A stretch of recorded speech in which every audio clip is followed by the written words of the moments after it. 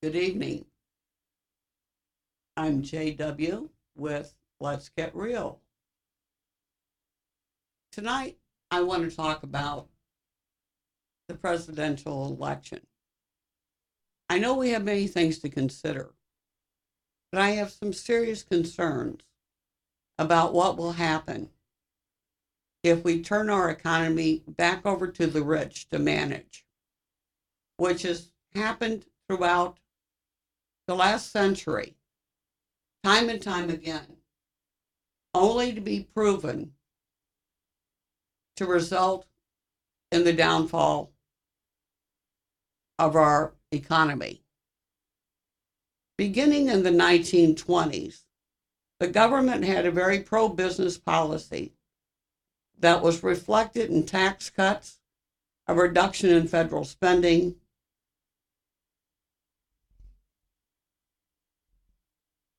and a lowering of personal income tax rates. Estate taxes were also reduced on excessive profits. This was Millen's tax program.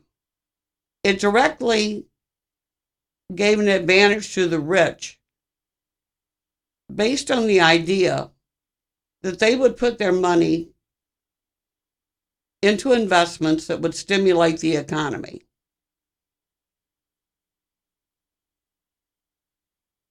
At the same time, there was a decrease in government expenditures. All in all, Mellon managed to balance the budget and lower the national debt by nearly $10 billion. This was between 1919 and 1929. Remember that year, 1929. It was a very important year.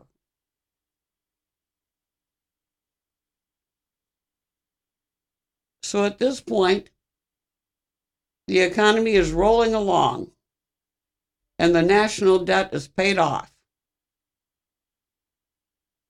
Taxes have been lowered on the rich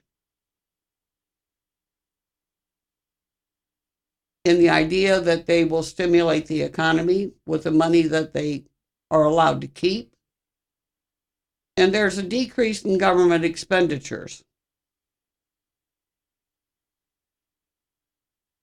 Regulatory enforcement was lax during the same time. This sounds a lot like the Romney Plan. Now let's look at what happened as a result of that.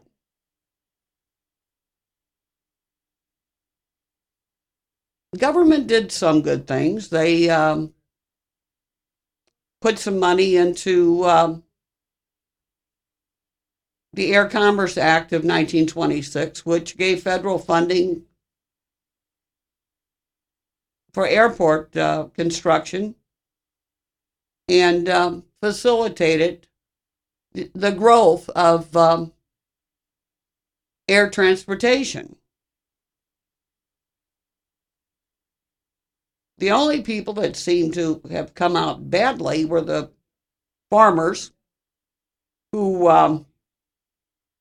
found their grain and commodity prices falling drastically. And the reason was the same as had been in the previous century.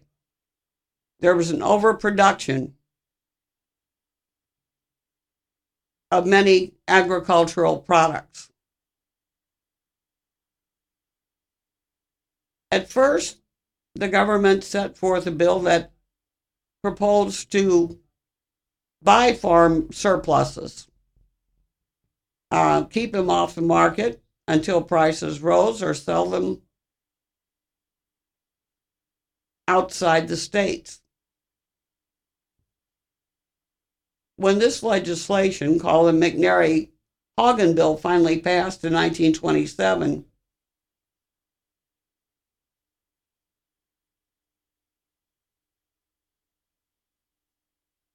and then an Agricultural Marketing Act of 1929 finally provided farmers with incentive to limit production,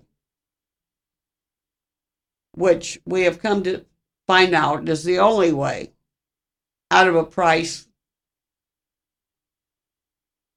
dive.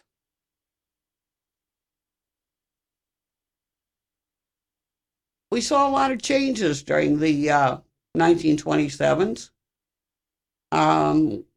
There was a tremendous growth of people moving to cities, being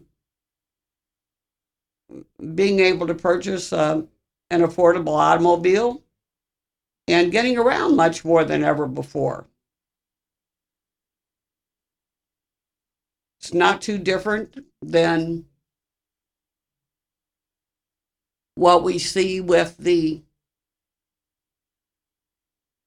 international mix of people we now find in our cities and neighborhoods, and the way that we're able to get around the world via internet, TV, and by many other means.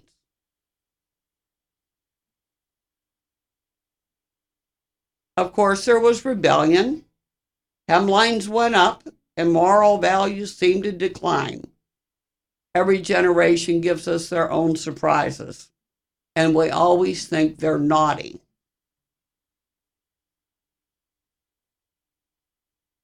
The nation also saw an end to open immigration.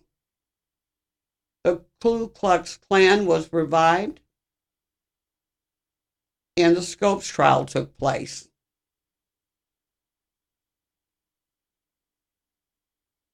Initially, after World War I, the country experienced the Red Scare. This was an anti-racial hysteria, anti-radical hysteria, that had concern about communism growing in the world and spreading into the United States and triggering revolution.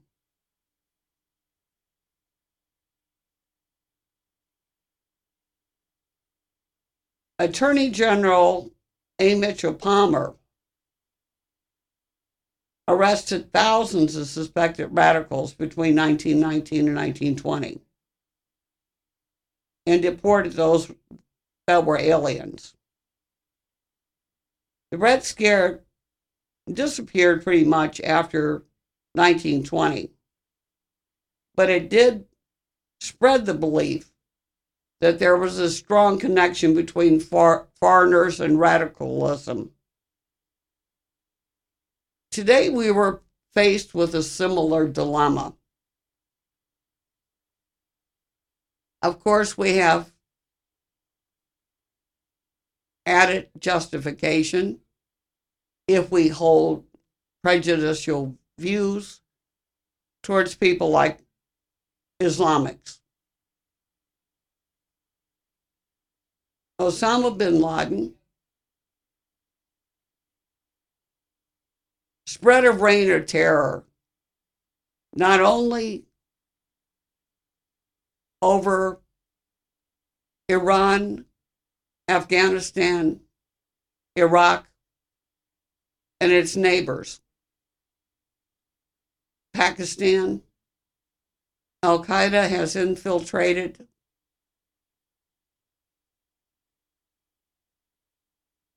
the Middle East and is spreading around the world.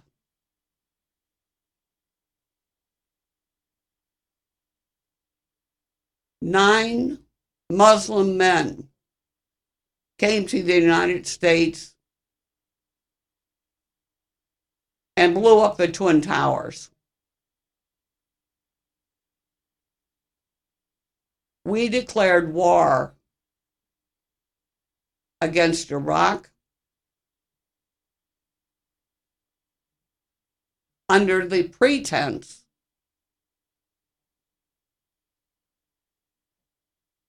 that they were in possession of weapons of mass destruction. We had no intelligence to back it. the Muslim world was easy enough prey for us because 9 men, 9 radical men, backed by Al Qaeda, came to this country and blew up our Twin Towers. The people of Iraq did not declare war upon us. The people of Iraq did not see us as their enemy. It was Al Qaeda that was allowed to instigate a war. And it was our irresponsible president, George W. Bush, at the time, that allowed that instigation to result in the slaughter of our American troops and many Iraqi people that were innocent, many Muslim people that were innocent, many Christian soldiers that were innocent, and Jewish, and Buddhist, and Hindu.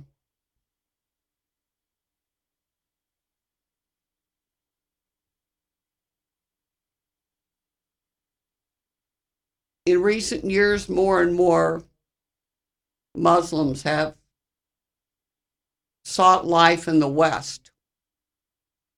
They fled the repressive regimes they found in their homelands, only to arrive here and fall under suspicion and oppression by the American people.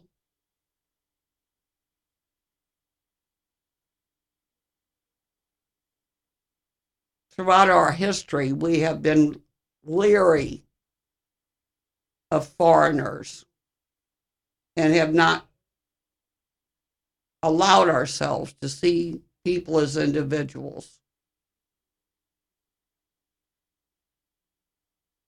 As the world becomes more and more impersonal, it seems that those hostilities grow.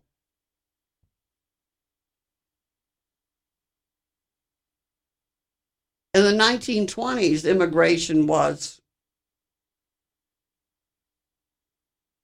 cut off when the flow of new immigrants approached pre-war levels. This was done in 1921 under the Quota Act. It didn't stop a lot of migration from the Southern and Eastern Europe.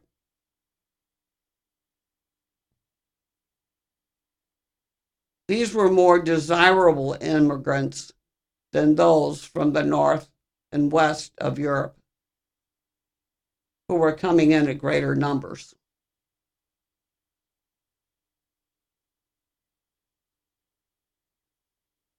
And the number that we allowed in during that period was reduced to discourage them. At the same time, the Ku Klux Klan was formed by white Southerners. It actually was formed during the Reconstruction and revived in 1915, originating then in Georgia. According to its supporters, and listen to this message because I think we've seen it and heard it all too much from the teed-off party. According to its supporters, it stood for order and law. Give me that old-time religion and the moral values that went with it. They wanted immigration restricted. They opposed groups that weren't 100% American. All foreigners, Catholics, African Americans, and Jews. The KKK was only for those American-born white Protestants. And it got its strongest support from the working class members of that group, because they were competing with blacks and immigrants for housing and jobs. It's not much different now. You take your rural blue collars, rural rednecks, and urban blue collar workers.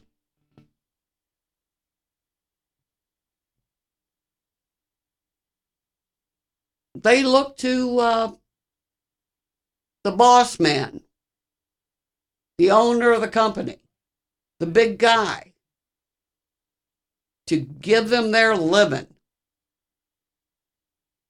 They don't know it can be done any other way.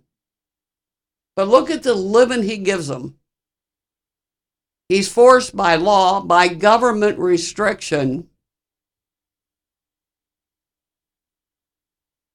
to give them at least minimum wage. He's forced by the competitive market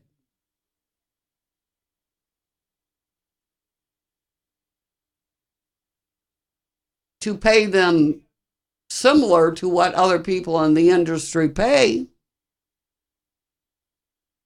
if he does business in America.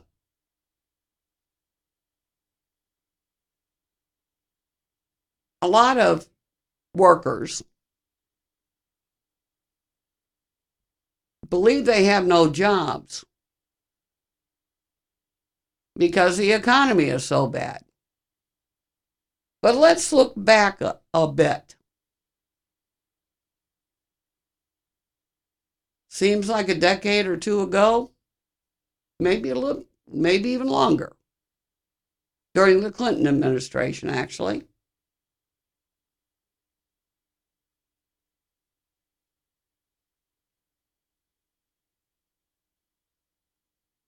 Business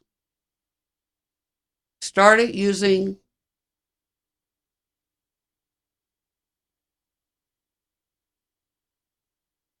help from overseas and laying off American workers. They had a buck to make. Business is about profit. It's not about giving you a job. It's not about making you a job. Who do you think took them away? They saw they could get the same thing they paid you a buck for 12 cents or so. I don't know if that's the exact equivalent, but let's just say, for instance, the idea is the same.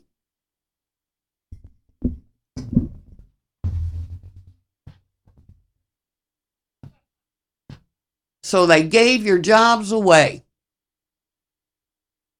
Then you had no money to buy anything. Maybe you lost your house because the banks pulled one over on you.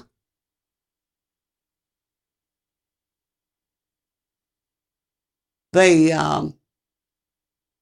made bad investments, sketchy deals, trying to make more of that money for themselves. No matter what happens to you,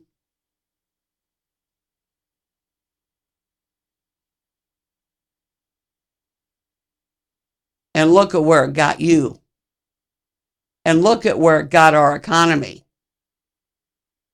when it all fell through, just like in 1929.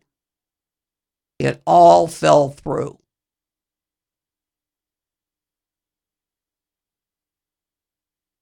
They weren't giving work away.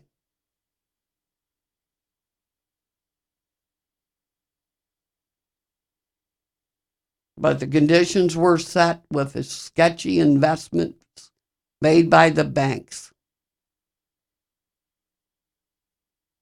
They were taking bets that if they invested 25 cents, they could earn many, many, many, many times over.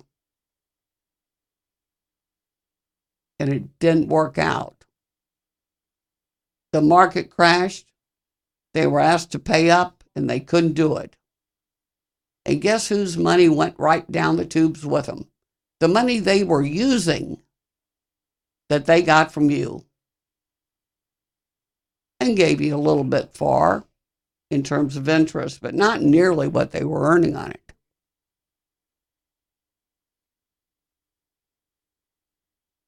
The difference between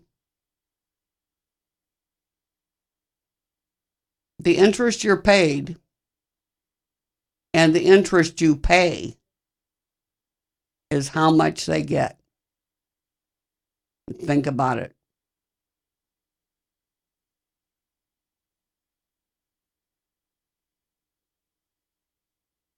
The other thing about the entrepreneur, Mr. Big Entrepreneur that we all admire so much, that's going to save us by giving us jobs.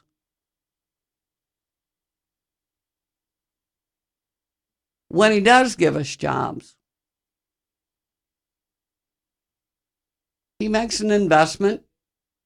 He should be rewarded. But you make an investment. His is money. Yours is your time, your sweat, your mind, your work.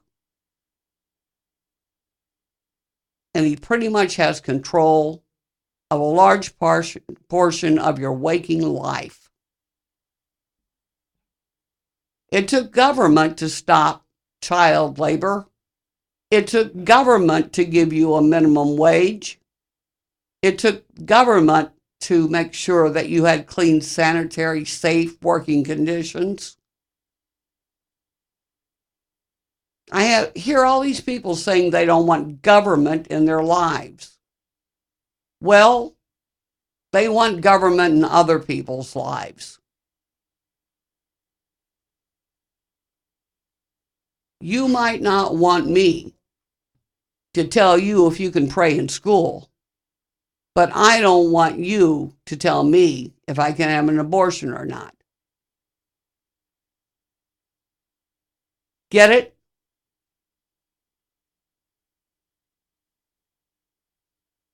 Now, there are a number of issues here.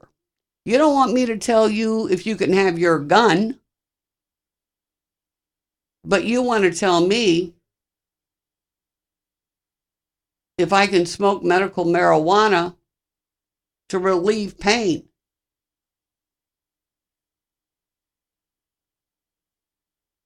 To have some quality of life when I'm suffering from cancer and can't keep anything on my stomach.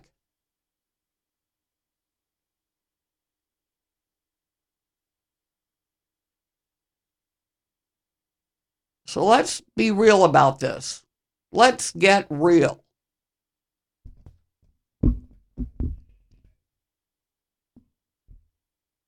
Government's job is to protect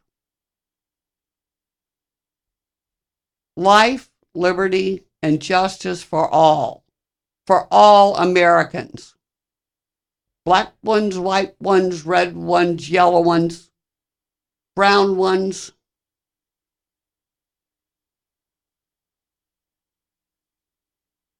Christian, Jew, Hindu, Buddhist, Muslim.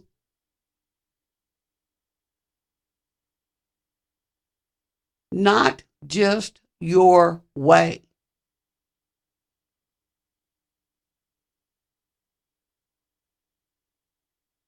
You folks that get up and say we want life restored to the 1950s. We want morality and Christianity restored. This is a Christian country. We are the Americans. You act like you were the first people here. Well, guess what? The natives were.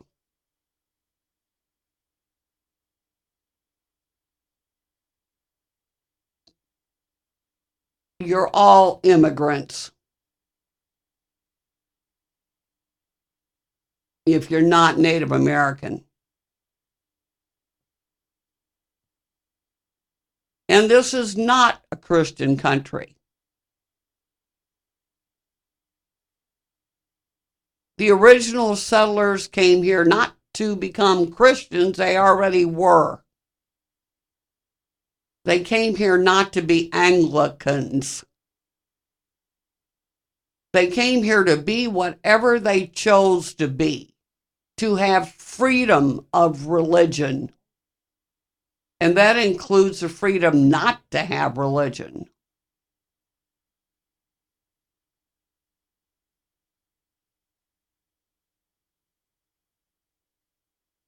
I don't know why there are those of you with that mindset that cling so hard to what just is not true, which is not life, liberty, and the pursuit of happiness for all, which is not the intent of our forebears, which is not the intent of our Constitution and our Declaration of Independence.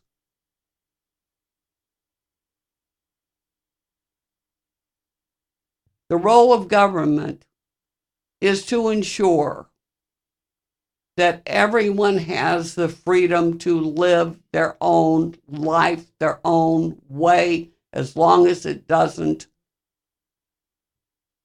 harm others physically or destroy their property.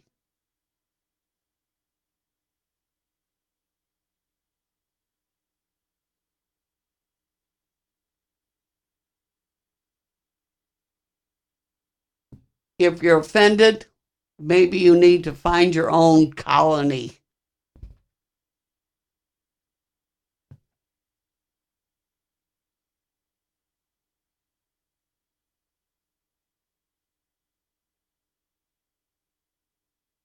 Think about that for a few minutes. Getting back to the issue of medical marijuana. You know, prohibition didn't work. We have spent an awful lot of money on the war on drugs.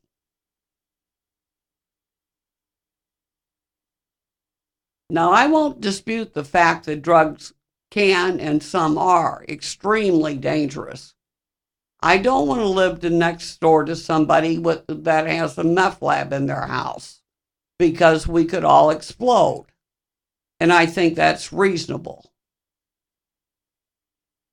I've seen people that have used crack chronically and they're essentially vacant.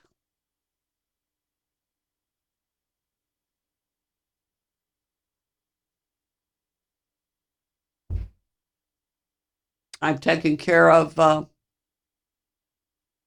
babies withdrawing from any number of substances.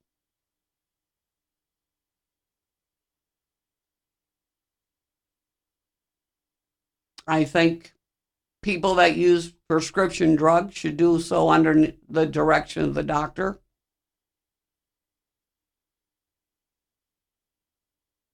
They're not toys to be played with. But prohibition itself, marijuana, I don't have that issue with. I think we've made a big mistake there. You're talking about a naturally occurring substance that's been used by people for generations. I don't know of any hideous crime that has ever been committed under the influence. Usually people mellow out and mind their own business. And given the many multiple advantages we see for a number of conditions, we need to rethink that one. We allow people to continue using alcohol, and tobacco can be bought over the counter. Here we have companies making big money, contributing big money to political campaigns, and paying taxes that we don't want to give up.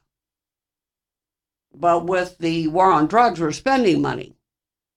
We wouldn't have a war on drugs if there was not a demand from the American consumer.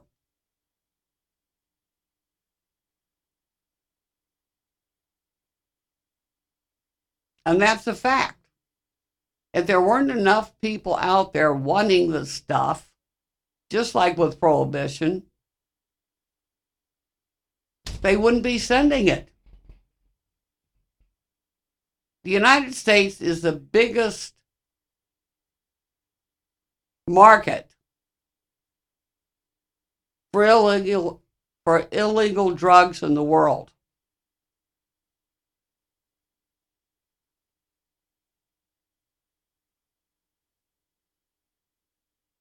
And in that case, we are telling people, we are asking government to tell people what they can do. And I don't think it's reasonable. Whether we agree or don't agree, it's still undue interference in our personal lives. I think there should be the same laws as there are with alcohol. We need to find out how much content impairs a person's ability to drive safely and set that limit. The same way we do with alcohol. And we should penalize people if they have an accident under influence beyond the legal level.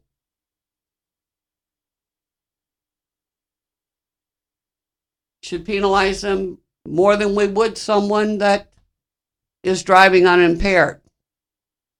And we also have to be realistic about that.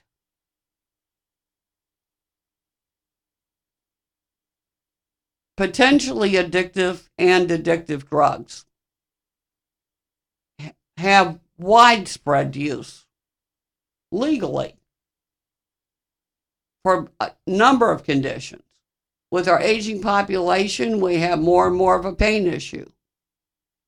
Florida not long ago passed a law that required drug testing for anyone receiving a prescription for a controlled substance to relieve pain.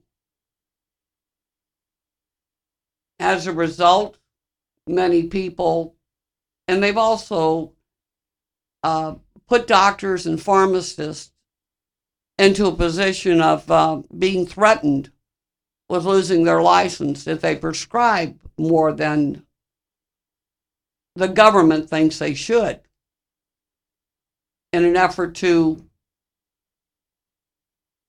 crack down on pill mills and the illegal sale of narcotics.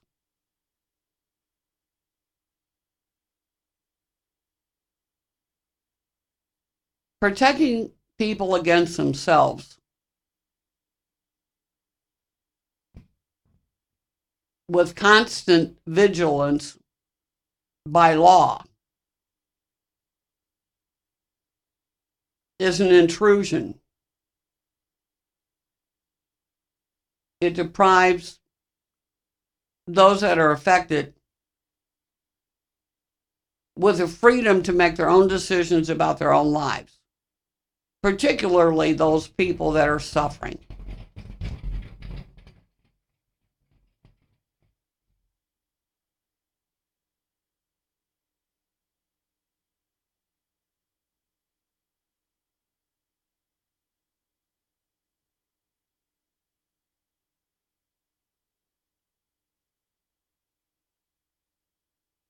Prohibition was finally repealed in December 1933. And I hope we will soon see a repeal of the laws that perpetuate the drug war, prevent people who honestly need what are currently controlled substances to have them.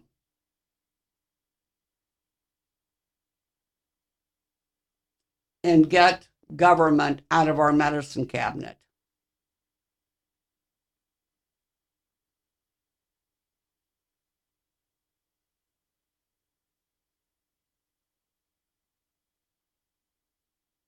In the 20s, there was a fundamentalist revival.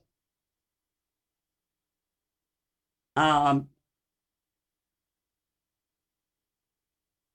that time, there was a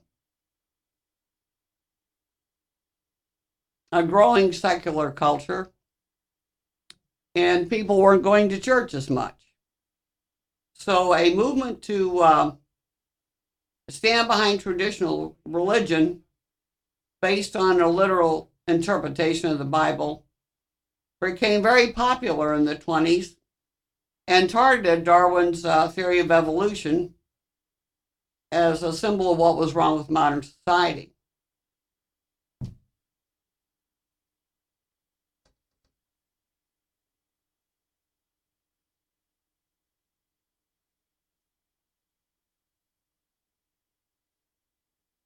All I want to say about this is, here we are again with fundamentalism and the literal interpretation of the Bible versus the theory of evolution. These issues occur over and over and over and over again with the same result. And I stand here today, or sit here today, to say to you, the greatest strides we have made in the last 100 years came under Theodore Roosevelt. Abraham Lincoln, well, that was before 100 years, okay? But in our history of presidents, he certainly does come in there. Over the last 100 years, we can count Theodore Roosevelt, who had 3 terms as president, 12 years total, because the people wanted him. His New Deal created the Tennessee Valley Authority. It brought electricity to people throughout the Tennessee Valley.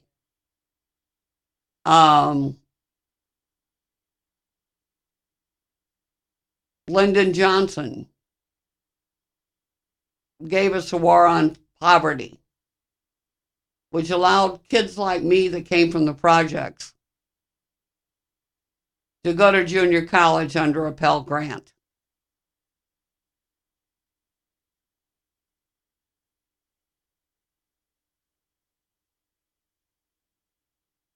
And I might mention that I much later got my bachelor's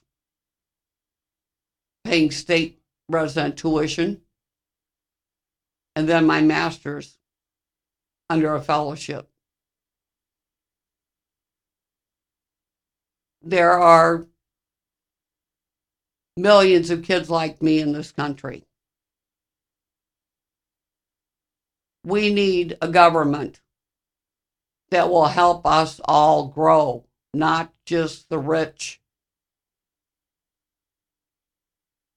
Let's do something about that